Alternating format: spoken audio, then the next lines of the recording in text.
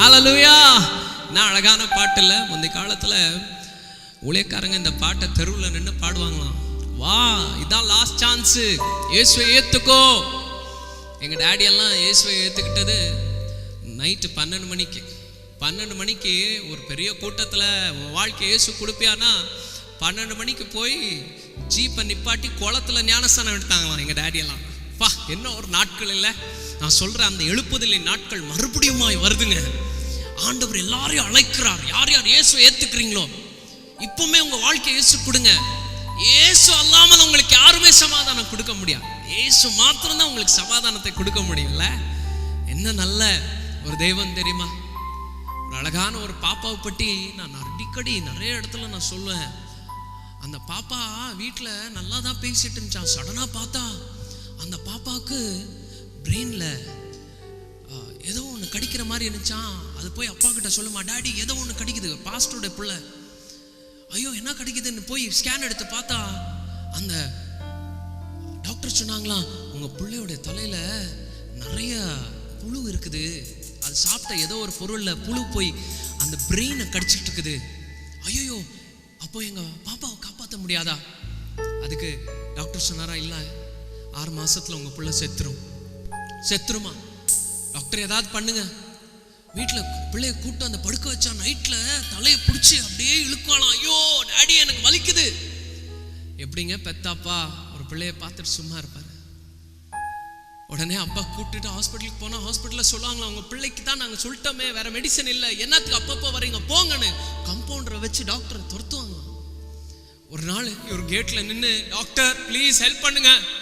அதுக்கு டாக்டர் சொன்னாரா, வாங்குங்க, நான் எப்படி ஹெல்ப் பண்ணிட்டோம், உங்கள் பொண்ணு சாவ போதே, நான் எப்படி ஹெல்ப் பண்ணிட்டோம், ஒன்று மாத்திரம் நான் பண்ணுறேன், ஸ்கேன் எடுத்து பார்க்குறேன், எவ்வளோ நாள் உங்கள் பொண்ணு உயிரோட இருப்பான்றதை மாத்திரம் சொல்கிறேன்.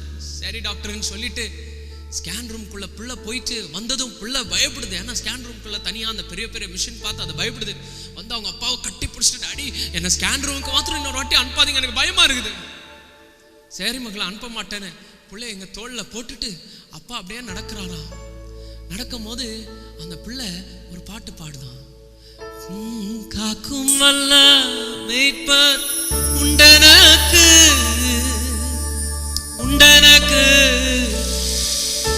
அது அந்த பாட்டு பாடும் போது ஓட அவங்க அப்பா அழுகுறாங்களாம். ஏன்னா இவங்க ஃபேமிலி ப்ரேயர்ல உட்கார்ந்து இருக்கும் போது எல்லாருமே ஒரு காரியம், ஒருத்தர் பைபிள் வாசிக்குவாங்க, ஒருத்தர் ஒரு பாட்டு பாடுவாங்க, ஒருத்தர் மெசேஜ் கொடுப்பாங்க. அதுல பாட்டு பாடணுன்ற நேரம் வரும்போது இவங்க பிள்ளை இந்த பாட்டு பாடுமா, காக்கும் வல்ல தெய்வம் உண்டனக்கு. அது பாடிட்டு இருக்கும் போது அவங்க அப்பா ஓன் அழுதாங்களா. அழுதுட்டு இருக்கும் போது சடனா அந்த பொண்ணு சொல்லிச்சா, டாடி டாடி டாடி என்னம்மா, டாடி யாரோ ஒரு தாத்தா இப்படி போனாரு, என் தலை மேல பட்டுன்னு கையை வச்சார் டாடி. என்னமாச்சு? அந்த தாத்தா சொன்னாரு, இன்னொரு வாட்டி நீ ஸ்கேன் ரூம்குள்ள போக மாட்டேன். அப்படியே சொன்னாரு. டாடி கீழே முட்டி போட்டு ஓட அழுதாரா. ஓட அழுதுட்டு இருக்கும் போது டாக்டர் அங்க இருந்து ஓடி வர்றாரா.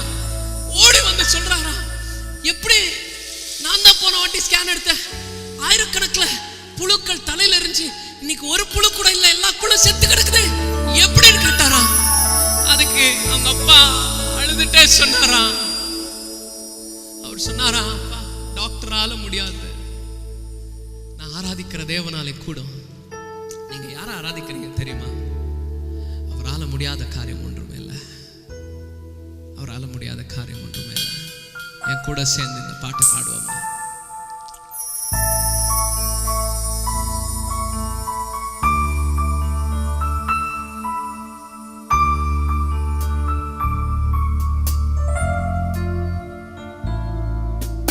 காக்கும் வல்ல மேய்ப்பர் உண்டனக்கு உண்டனக்கு உண்டனக்கு, காக்கும் வல்ல மேய்ப்பர் உண்டனக்கு, காத்திடுவா என்றுமே, காத்திடுவா என்றுமே.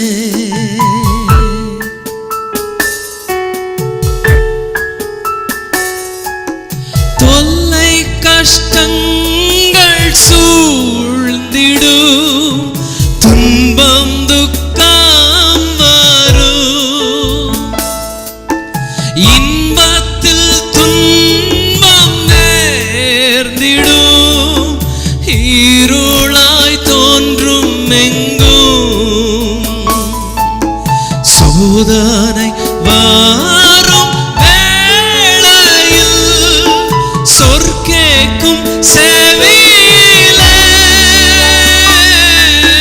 பாரத்தில் இருந்து ஜெயம் வரும் பரன் என்னை காக்க வல்லோ.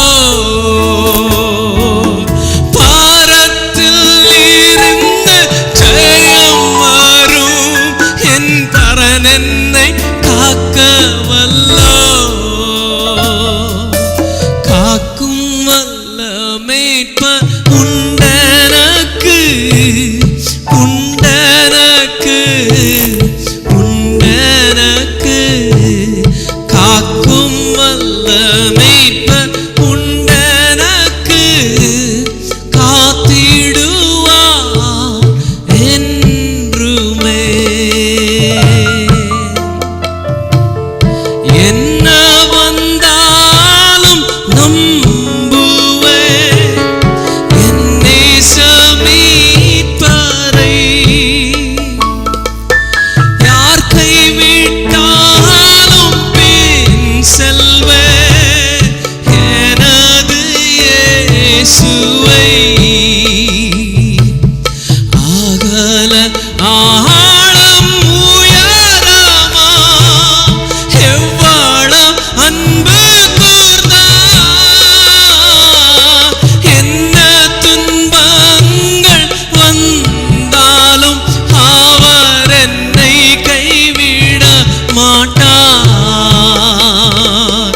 என்ன துன்பங்கள் வந்தாலும் அவர் என்னை கைவிட மாட்டார்.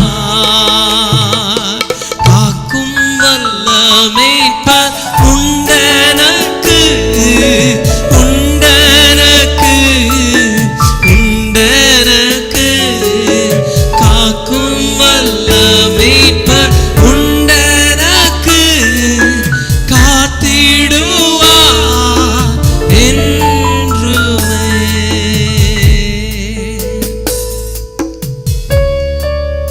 இவ்வளோ நேரம் என் கூட சேர்ந்து யார் யார் தேவனை ஆராதிச்சிங்களோ, நான் உண்மையாக உங்களை பார்த்து ஒன்று சொல்கிறேன். இஸ்ரவேலை காண்கிற தேவன் அவர் உறங்குவதும் இல்லை தூங்குவதும் இல்லை. உங்களை கைவிட மாட்டார். உங்களுக்காக பெரிய காரியங்களை செய்கிற தேவன் இருக்கிறார். நீங்கள் வியாதி படுக்கையில் இருக்கலாம்,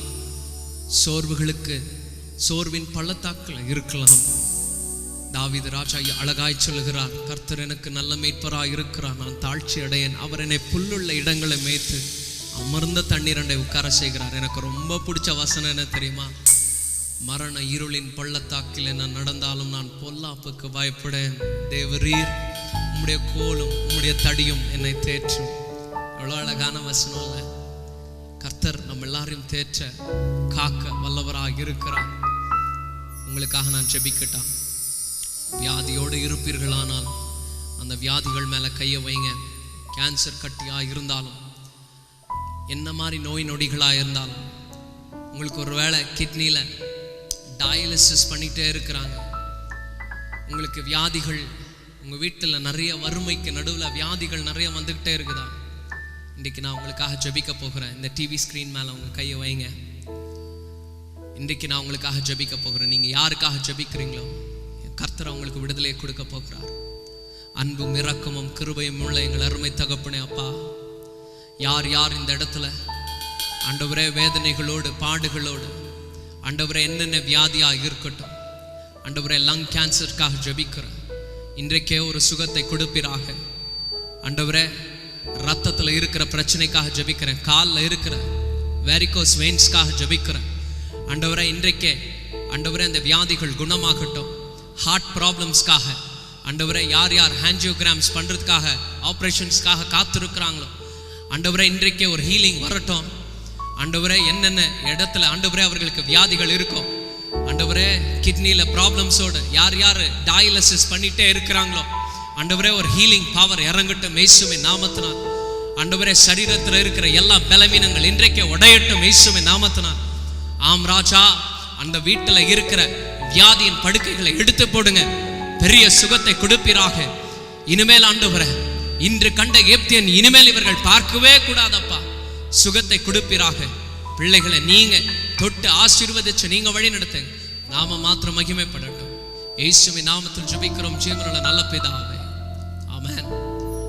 அழகாய் இந்த ஆராதனையில யார் யார் பங்கு கொண்டீங்களோ, இன்னும் நீங்க விரும்பின பாடல்களை நாங்க பாடணும் நீங்க ஆசைப்பட்டீங்கன்னா கீழே போகிற நம்பர்ஸ்க்கு SMS அனுப்புங்க.